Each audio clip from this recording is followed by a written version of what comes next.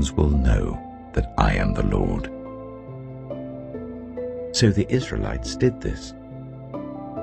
When the king of Egypt was told that the people had fled, Pharaoh and his officials changed their minds about them and said, "What have we done? We have let the Israelites go and have lost their services." So he had his chariot made ready and took his army with them. He took 600 of the best chariots, along with all the other chariots of Egypt, with officers over all of them. The Lord hardened the heart of Pharaoh, king of Egypt, so that he pursued the Israelites who were marching out boldly. The Egyptians, all Pharaoh's horses and chariots, horsemen and troops, pursued the Israelites and overtook them as they camped by the sea near Pi-hahiroth, opposite Baal-zephon. As Pharaoh approached, the Israelites looked up, and there were the Egyptians marching after them. They were terrified and cried out to the Lord. They said to Moses, "Was it because there were no graves in Egypt that you brought us to the desert to die? What have you done to us by bringing us out of Egypt? Didn't we say to you in Egypt, 'Leave us alone, let us serve the Egyptians'? It would have been better for us to serve the Egyptians than to die in the desert." Moses answered the people, "Do not be afraid. Stand firm, and you will see the deliverance the Lord will bring you today. The Egyptians you see today, you will never see again.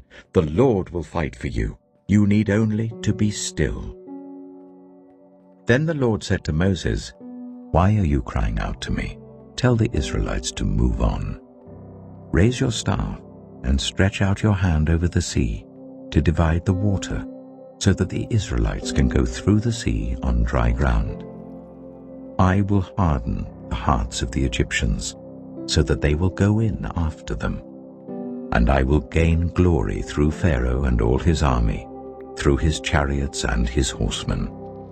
The Egyptians will know that I am the Lord, when I gain glory through Pharaoh, his chariots, and his horsemen." Then the angel of God, who had been traveling in front of Israel's army, withdrew and went behind them. The pillar of cloud also moved from in front and stood behind them, coming between the armies of Egypt and Israel. Throughout the night the cloud brought darkness to the one side and light to the other, so neither went near the other all night long. Then Moses stretched out his hand over the sea, and all that night the Lord drove the sea back with a strong east wind and turned it into dry land. The waters were divided, and the Israelites went through the sea on dry ground with a wall of water on their right and on their left. The Egyptians pursued them, and all Pharaoh's horses and chariots and horsemen followed them into the sea. During the last watch of the night, the Lord looked down from the pillar of fire and cloud at the Egyptian army and threw it into confusion. He jammed the wheels of their chariots so that they had difficulty driving. And the Egyptians said, "Let's get away from the Israelites. The Lord is fighting for them against Egypt." Then the Lord said to Moses, "Stretch out your hand over the sea, so that the waters may flow back over the Egyptians and their chariots and horsemen." Moses stretched out his hand over the sea, and at daybreak the sea went back to its place. The Egyptians were fleeing towards it, and the Lord swept them into the sea. The water flowed back and covered the chariots and horsemen, the entire army of Pharaoh that had followed the Israelites into the sea. Not one of them survived. But the Israelites went through the sea on dry ground, with a wall of water on their right and on their left. That day the Lord saved Israel from the hands of the Egyptians, and Israel saw the Egyptians lying dead on the shore. And when the Israelites saw the mighty hand of the Lord displayed against the Egyptians, the people feared the Lord and put their trust in him and in Moses his servant. Exodus chapter 15. Then Moses and the Israelites sang this song to the Lord. I will sing to the Lord, for he is highly exalted. Both horse and driver he has hurled into the sea. The Lord is my strength and my defense. He has become my salvation. He is my God, and I will praise him, my father's God, and I will exalt him. The Lord is a warrior. The Lord is his name. Pharaoh's chariots and his army he has hurled into the sea. The best of Pharaoh's officers are drowned in the Red Sea. The deep waters have covered them. They sank to the depths like a stone. Your right hand, Lord, was majestic in power. Your right hand, Lord, shattered the enemy. In the greatness of your majesty you threw down those who opposed you. You unleashed your burning anger. It consumed them like stubble. By the blast of your nostrils the waters piled up. The surging waters stood up like a wall. The deep waters congealed in the heart of the sea. The enemy boasted, I will pursue, I will overtake them, I will divide the spoils, I will gorge myself on them, I will draw my sword, and my hand will destroy them. But you blew with your breath, and the sea covered them. They sank like lead in the mighty waters. Who among the gods is like you, Lord? Who is like you, majestic in holiness, awesome in glory, working wonders? You stretch out your right hand, and the earth swallows your enemies. In your unfailing love you will lead the people you have redeemed. In your strength you will guide them to your holy dwelling. The nations will hear and tremble. Anguish will grip the people of Philistia. The chiefs of Edom will be terrified. The leaders of Moab will be seized with trembling. The people of Canaan will melt away. Terror and dread will fall on them. By the power of your arm, they will be as still as a stone. Until your people pass by, Lord, until the people you bought pass by. You will bring them in and plant them on the mountain of your inheritance, the place, Lord, you made for your dwelling, the sanctuary, Lord, your hands established.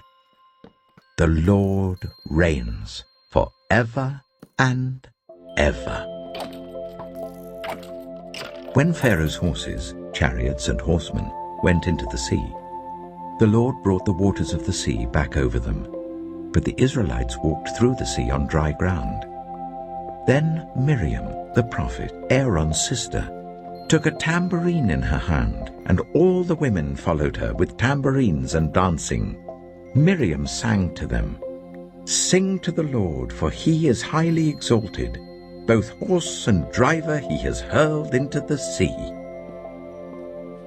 Then Moses led Israel from the Red Sea, and they went into the desert of Shur. For 3 days they traveled in the desert without finding water. When they came to Marah, they could not drink its water because it was bitter. That is why the place is called Marah. So the people grumbled against Moses, saying, What are we to drink? Then Moses cried out to the Lord, and the Lord showed him a piece of wood. He threw it into the water, and the water became fit to drink. There the Lord issued a ruling and instruction for them and put them to the test. He said, If you listen carefully to the Lord your God and do what is right in his eyes, if you pay attention to his commands and keep all his decrees, I will not bring on you any of the diseases I brought on the Egyptians, for I am the Lord who heals you.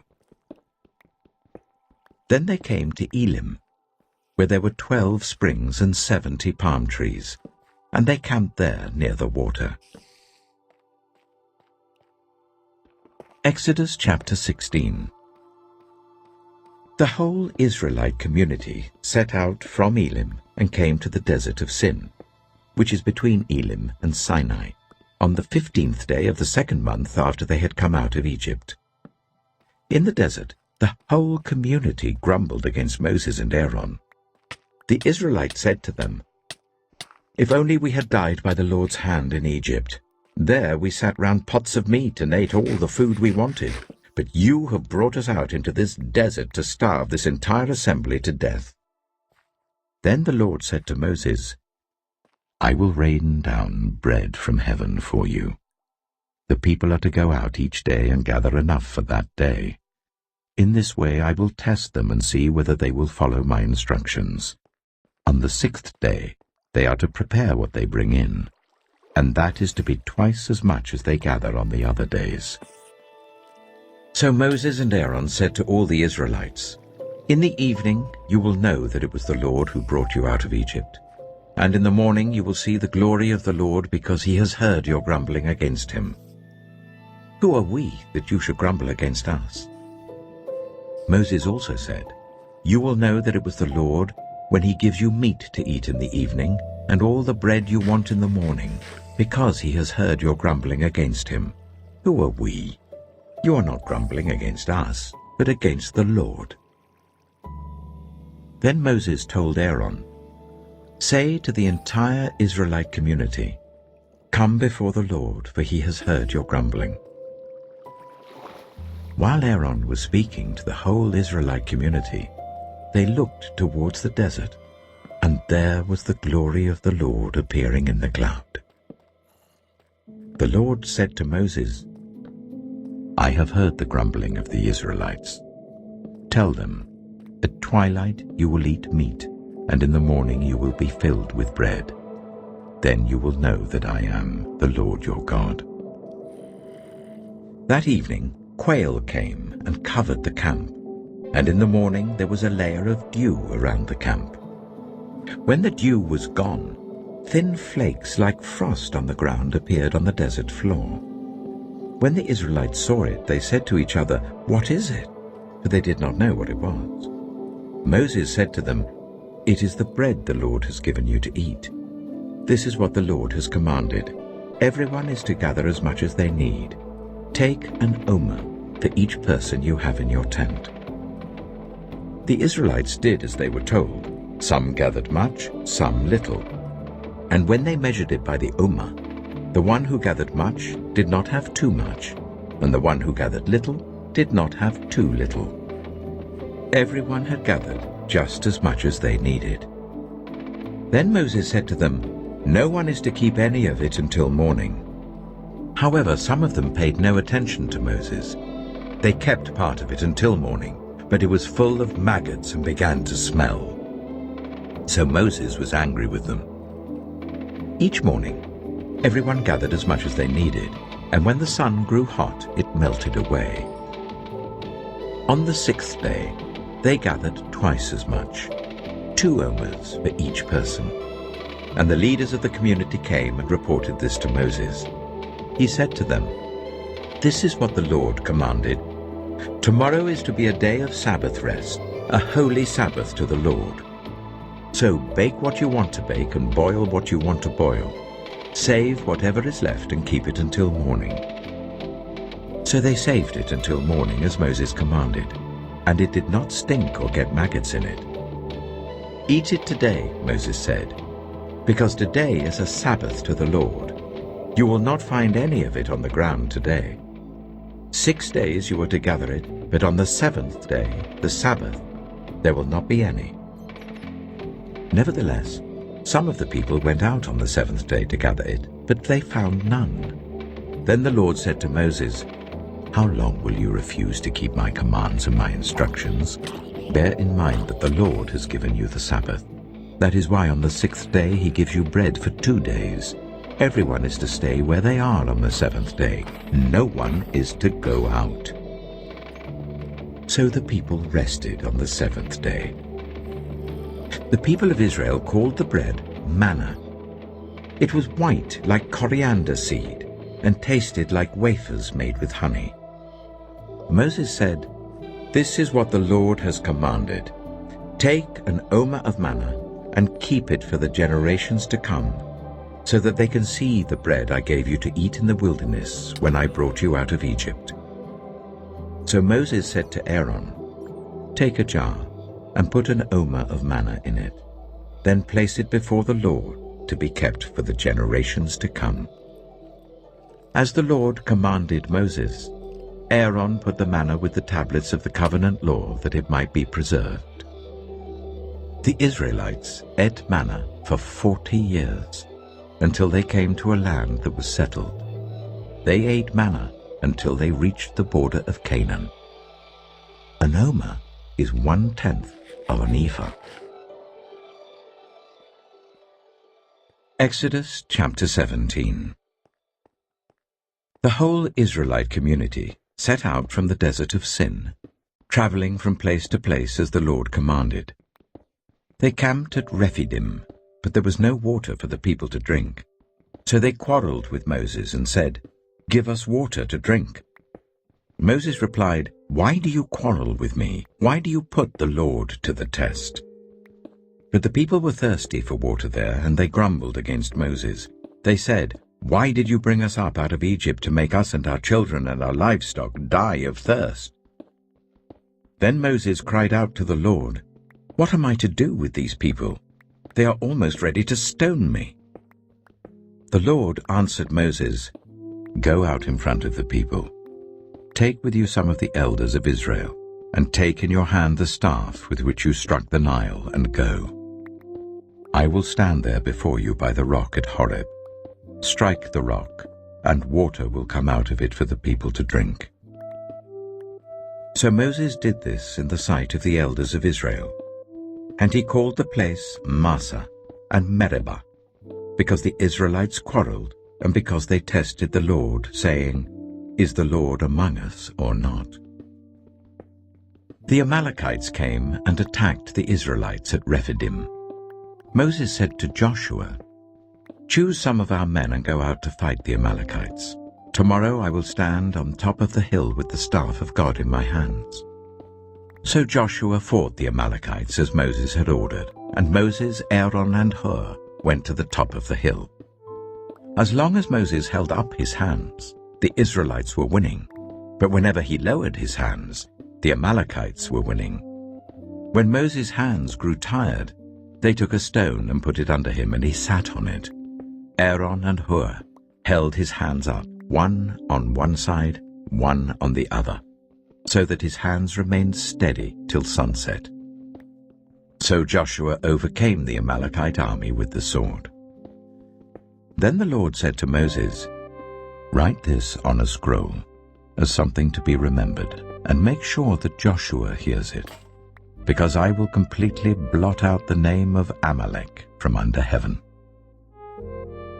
Moses built an altar and called it, "The Lord is my banner."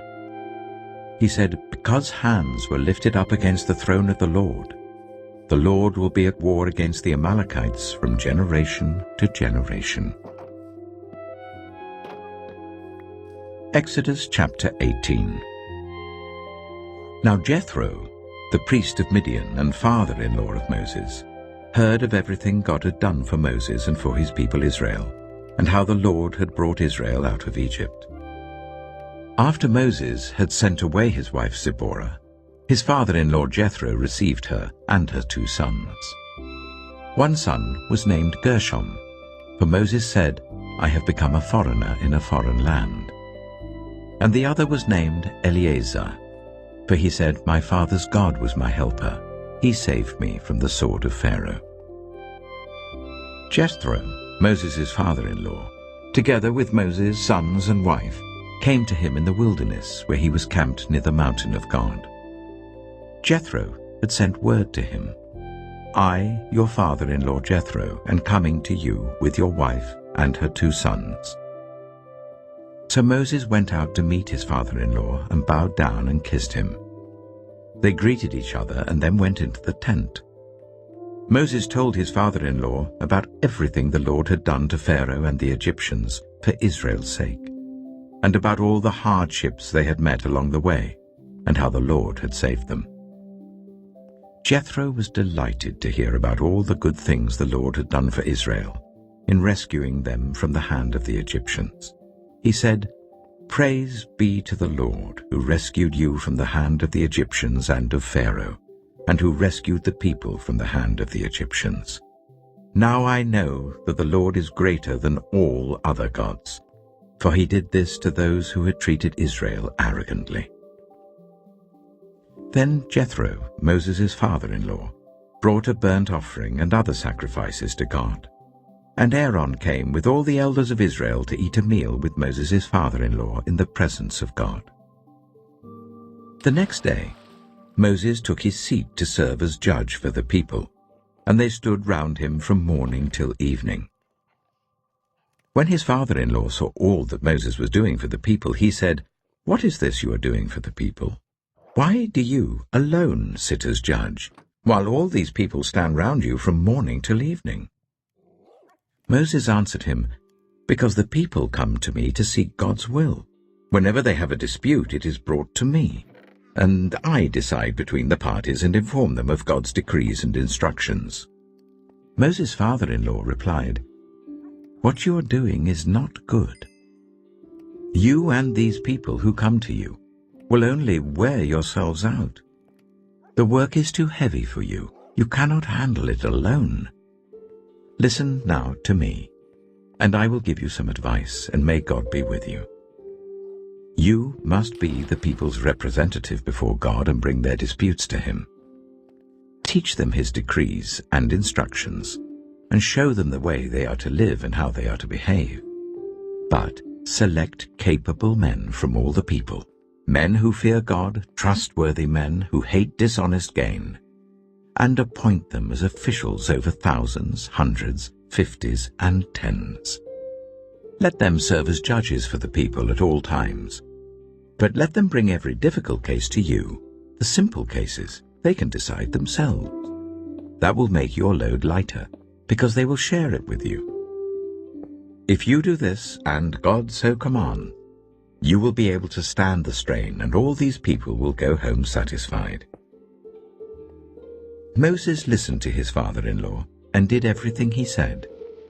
He chose capable men from all Israel and made them leaders of the people, officials over thousands, hundreds, fifties, and tens. They served as judges for the people at all times. The difficult cases they brought to Moses, but the simple ones they decided themselves. Then Moses sent his father-in-law on his way, and Jethro returned to his own country. Exodus chapter 19. On the first day of the 3rd month, after the Israelites left Egypt, on that very day they came to the desert of Sinai. After they set out from Rephidim, they entered the desert of Sinai, and Israel camped there in the desert in front of the mountain. Then Moses went up to God, and the Lord called to him from the mountain and said, "This is what you are to say to the descendants of Jacob, and what you are to tell the people of Israel. You yourselves have seen what I did to Egypt, and how I carried you on eagle's wings and brought you to myself. Now, if you obey me fully and keep my covenant, then out of all nations you will be my treasured possession. Although the whole earth is mine, you will be for me a kingdom of priests and a holy nation. These are the words you are to speak to the Israelites." So Moses went back and summoned the elders of the people, and set before them all the words the Lord had commanded him to speak. The people all responded together, "We will do everything the Lord has said." So Moses brought their answer back to the Lord. The Lord said to Moses, "I am going to come to you in a dense cloud, so that the people will hear me speaking with you and will always put their trust in you." Then Moses told the Lord what the people had said, and the Lord said to Moses, "Go to the people and consecrate them today and tomorrow. Make them wash their clothes and be ready by the 3rd day, because on that day the Lord will come down on Mount Sinai in the sight of all the people. Put limits for the people around the mountain and tell them, 'Be careful that you do not approach the mountain or touch the foot of it. Whoever touches the mountain is to be put to death. They are to be stoned or shot with arrows. Not a hand is to be laid on them. No person or animal shall be permitted to live. Only when the ram's horn sounds a long blast may they approach the mountain. After Moses had gone down the mountain to the people, he consecrated them, and they washed their clothes. Then he said to the people, "Prepare yourselves for the third day. Abstain from sexual relations." On the morning of the third day, there was thunder and lightning, with a thick cloud over the mountain, and a very loud trumpet blast. Everyone in the camp trembled. Then Moses led the people out of the camp to meet with God, and they stood at the foot of the mountain. Mount Sinai was covered with smoke, because the Lord descended on it in fire. The smoke billowed up from it like smoke from a furnace, and the whole mountain trembled violently. As the sound of the trumpet grew louder and louder, Moses spoke, and the voice of God answered him. The Lord descended to the top of Mount Sinai and called Moses to the top of the mountain. So Moses went up, and the Lord said to him, "Go down and warn the people, so they do not force their way through to see the Lord, and many of them perish. Even the priests who approach the Lord must consecrate themselves, or the Lord will break out against them." Moses said to the Lord, "The people cannot come up Mount Sinai because you yourself warned us. Put limits around the mountain and set it apart as holy." The Lord replied, "Go down and bring Aaron up with you. But the priests and the people must not force their way through to come up to the Lord, or he will break out against them." So Moses went down to the people and told them. Exodus chapter 20. And God spoke all these words. "I am the Lord your God, who brought you out of Egypt, out of the land of slavery. You shall have no other gods before me. You shall not make for yourself an image in the form of anything in heaven above, or on the earth beneath, or in the waters below. You shall not bow down to them or worship them. For I, the Lord your God, am a jealous God, punishing the children for the sin of the parents to the third and fourth generation of those who hate me, but showing love to 1,000 generations of those who love me and keep my commandments. You shall not misuse the name of the Lord your God, for the Lord will not hold anyone guiltless who misuses his name. Remember the Sabbath day by keeping it holy. 6 days you shall labor and do all your work, but the seventh day is a Sabbath to the Lord your God. On it you shall not do any work, neither you, nor your son or daughter, nor your male or female servant, nor your animals, nor any foreigner residing in your towns. For in 6 days the Lord made the heavens and the earth, the sea, and all that is in them, but he rested on the seventh day. Therefore the Lord blessed the Sabbath day and made it holy. Honor your father and your mother, so that you may live long in the land the Lord your God is giving you. You shall not murder. You shall not commit adultery. You shall not steal. You shall not give false testimony against your neighbor. You shall not covet your neighbor's house. You shall not covet your neighbor's wife, or his male or female servant, his ox or donkey, or anything that belongs to your neighbor.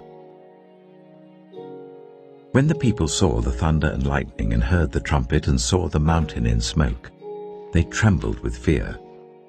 They stayed at a distance and said to Moses, "Speak to us yourself, and we will listen. But do not let God speak to us, or we will die." Moses said to the people, "Do not be afraid. God has come to test you, so that the fear of God will be with you, to keep you from sinning." The people remained at a distance, while Moses approached the thick darkness where God was. Then the Lord said to Moses, "Tell the Israelites this. You have seen for yourselves that I have spoken to you from heaven. Do not make any gods to be alongside me. Do not make for yourselves gods of silver or gods of gold. Make an altar of earth for me, and sacrifice on it your burnt offerings and fellowship offerings, your sheep and goats and your cattle. Wherever I cause my name to be honored, I will come to you and bless you. If you make an altar of stones for me, do not build it with dressed stones, for you will defile it if you use a tool on it. And do not go up to my altar on steps, or your private parts may be exposed. Exodus chapter 21. These are the laws you are to set before them. If you buy a Hebrew servant, he is to serve you for 6 years, but in the 7th year he shall go free without paying anything. If he comes alone, he is to go free alone. But if he has a wife when he comes, she is to go with him. If his master gives him a wife and she bears him sons or daughters, the woman and her children shall belong to her master, and only the man shall go free. But if the servant declares, I love my master and my wife and children, and do not want to go free, then his master must take him before the judges. He shall take him to the door or the doorpost, and pierce his ear with an awl. Then he will be his servant for life. If a man sells his daughter as a servant, she is not to go free as male servants do. If she does not please the master who has selected her for himself, he must let her be redeemed. He has no right to sell her to foreigners, because he has broken faith with her. If he selects her for his son, he must grant her the rights of a daughter. If he marries another woman, he must not deprive the first one of her food, clothing, and marital rights. If he does not provide her with these 3 things, she is to go free without any payment of money. Anyone who strikes a person with a fatal blow is to be put to death. However, if it is not done intentionally, but God lets it happen, they are to flee to a place I will designate. But if anyone schemes and kills someone deliberately, that person is to be taken from my altar and put to death. Anyone who attacks their father or mother is to be put to death. Anyone who kidnaps someone is to be put to death, whether the victim has been sold or is still in the kidnapper's possession. Anyone who curses their father or mother is to be put to death. If people quarrel and one person hits another with a stone or with their fist, and the victim does not die but is confined to bed, the one who struck the blow will not be held liable if the other can get up and walk around outside with a staff.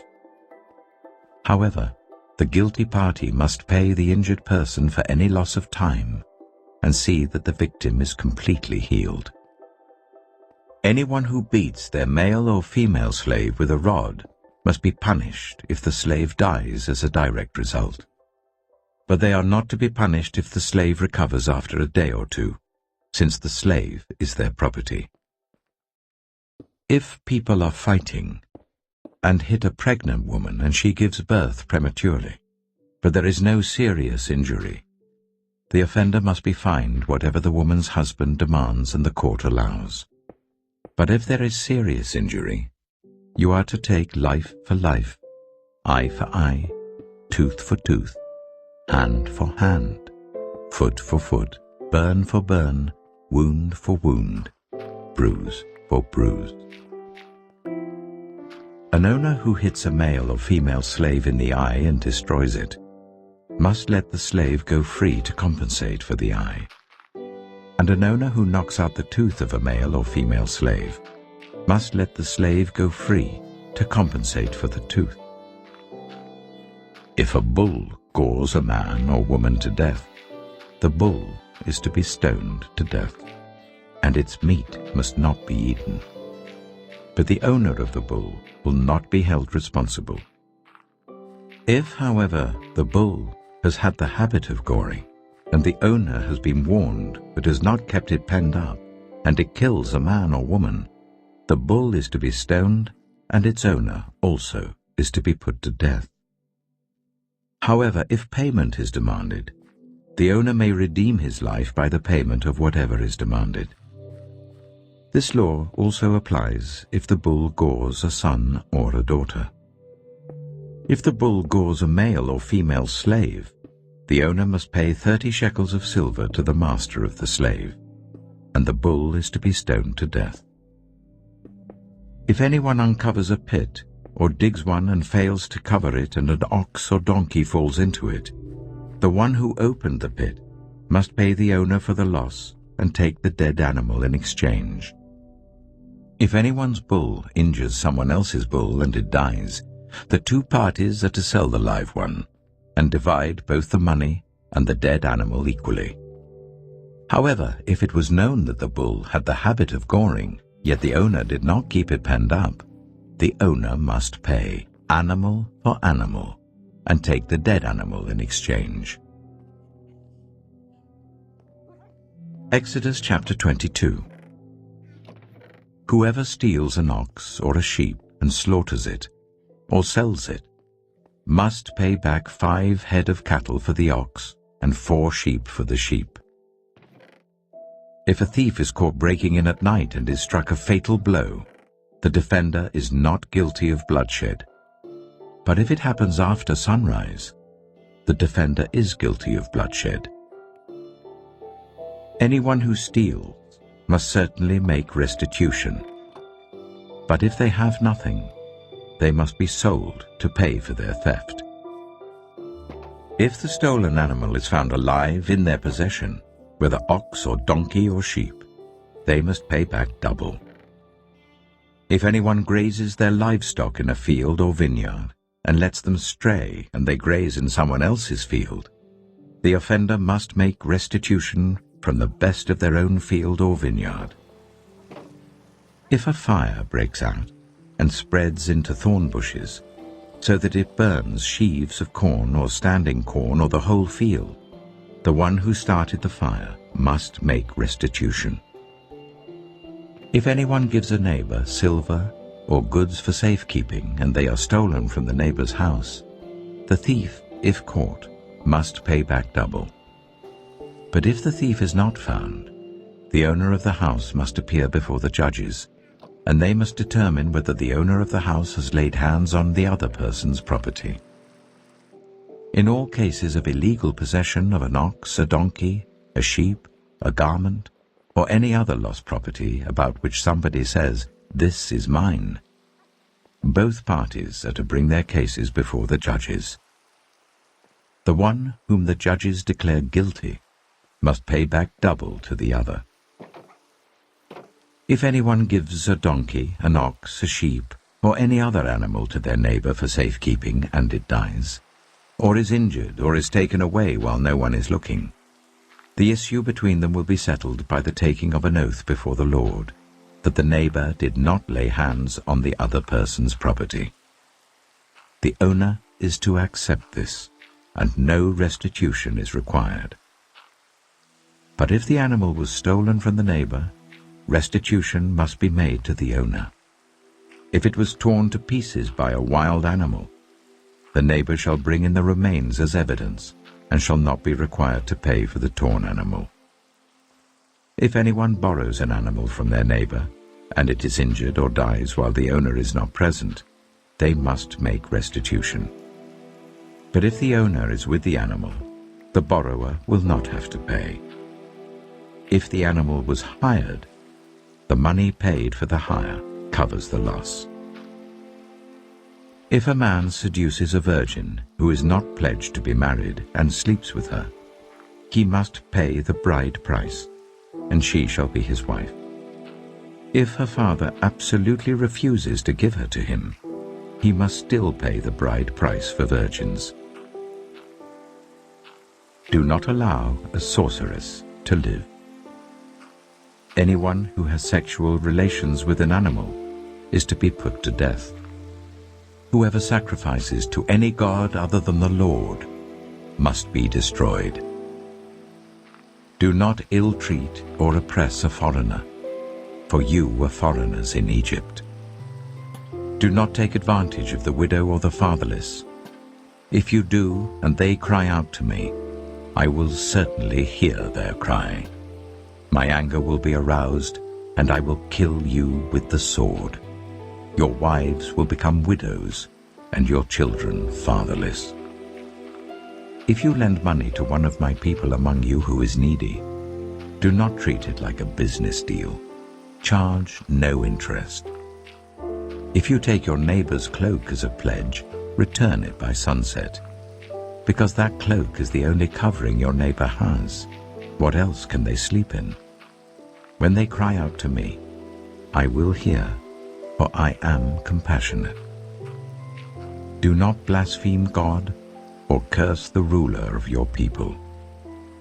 Do not hold back offerings from your granaries or your vats. You must give me the firstborn of your sons.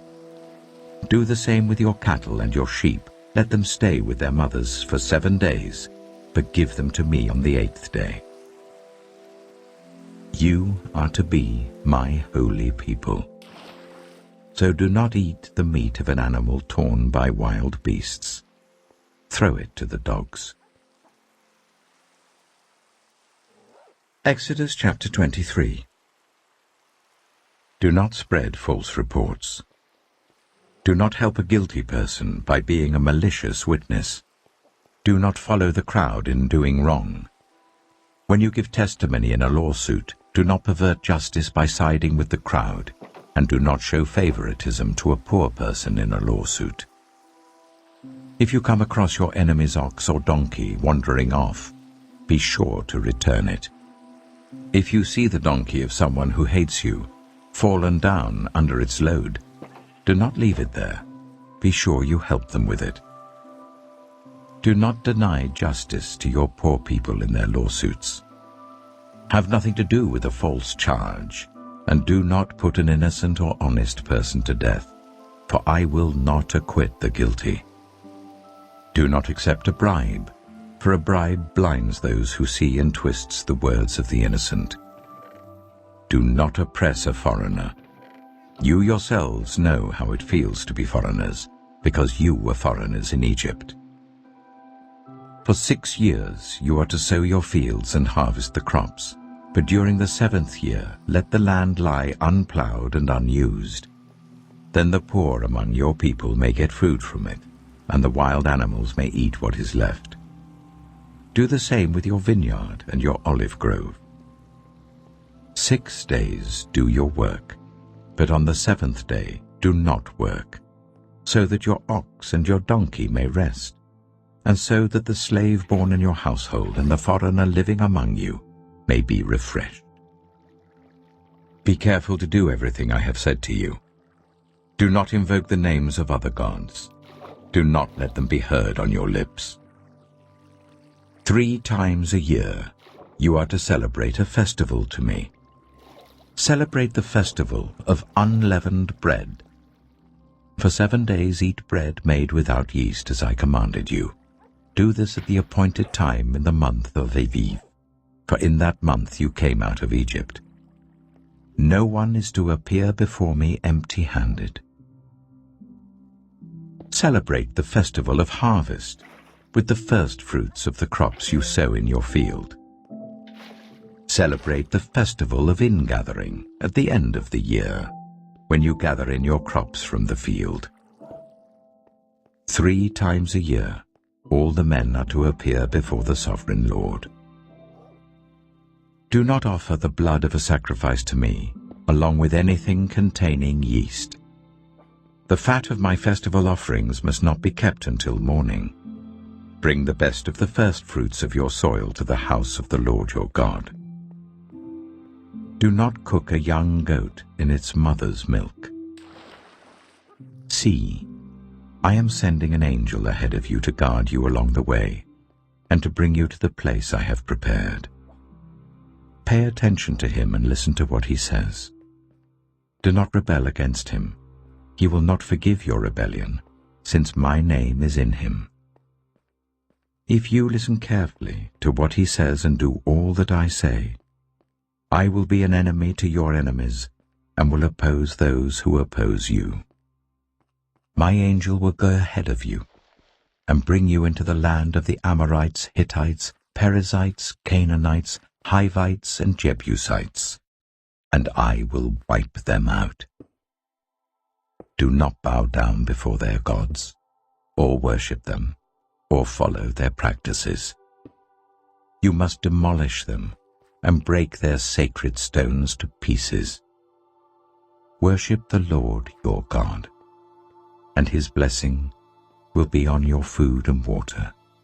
I will take away disease from among you, and none will miscarry or be barren in your land. I will give you a full lifespan. I will send my terror ahead of you, and throw into confusion every nation you encounter. I will make all your enemies turn their backs and run. I will send the hornet ahead of you to drive the Hivites, Canaanites, and Hittites out of your way. But I will not drive them out in a single year, because the land would become desolate, and the wild animals too numerous for you. Little by little I will drive them out before you, until you have increased enough to take possession of the land. I will establish your borders from the Red Sea to the Mediterranean Sea, and from the desert to the Euphrates River. I will give into your hands the people who live in the land, and you will drive them out before you. Do not make a covenant with them or with their gods. Do not let them live in your land, or they will cause you to sin against me, because the worship of their gods will certainly be a snare to you. Exodus chapter 24. Then the Lord said to Moses, Come up to the Lord, you and Aaron, Nadab and Abihu, and 70 of the elders of Israel. You are to worship at a distance, but Moses alone is to approach the Lord. The others must not come near, and the people may not come up with him. When Moses went and told the people all the Lord's words and laws, they responded with one voice, Everything the Lord has said we will do. Moses then wrote down everything the Lord had said. He got up early the next morning and built an altar at the foot of the mountain and set up 12 stone pillars representing the 12 tribes of Israel. Then he sent young Israelite men, and they offered burnt offerings and sacrificed young bulls as fellowship offerings to the Lord. Moses took half of the blood and put it in bowls, and the other half he splashed against the altar. Then he took the book of the covenant and read it to the people. They responded, We will do everything the Lord has said. We will obey. Moses then took the blood, sprinkled it on the people, and said, This is the blood of the covenant that the Lord has made with you in accordance with all these words. Moses and Aaron, Nadab and Abihu, and the 70 elders of Israel went up and saw the God of Israel.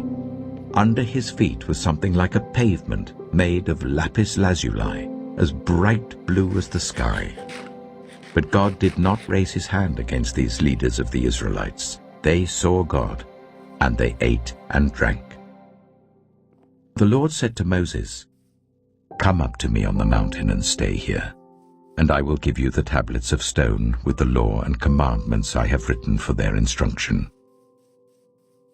Then Moses set out with Joshua his assistant, and Moses went up on the mountain of God. He said to the elders, Wait here for us until we come back to you. Aaron and Hur are with you, and anyone involved in a dispute can go to them. When Moses went up on the mountain, the cloud covered it, and the glory of the Lord settled on Mount Sinai. For 6 days the cloud covered the mountain, and on the 7th day the Lord called to Moses from within the cloud. To the Israelites, the glory of the Lord looked like a consuming fire on top of the mountain.